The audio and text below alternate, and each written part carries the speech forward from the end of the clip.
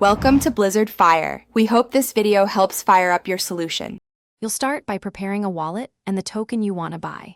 Connect MetaMask or Wallet Connect and confirm your seed phrase is saved offline. You'll need it only if recovery is required. Once done, fund the wallet with ETH for both purchase and gas. Keep an extra $10 to $30 to avoid failed transactions. Finally, locate the token's exact contract address and copy it from a trusted explorer so you don't buy an imposter token. Now connect your wallet to Uniswap and choose the correct network, usually Ethereum mainnet or a specified layer 2. Paste the token contract address into the token field so Uniswap shows the right asset.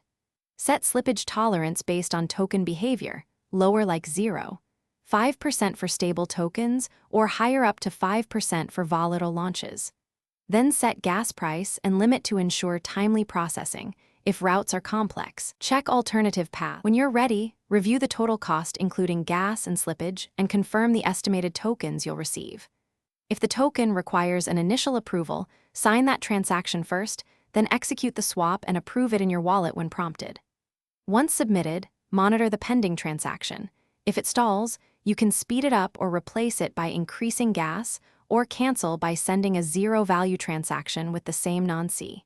If issues persist, verify contract address and check Blockchain Explorer for status.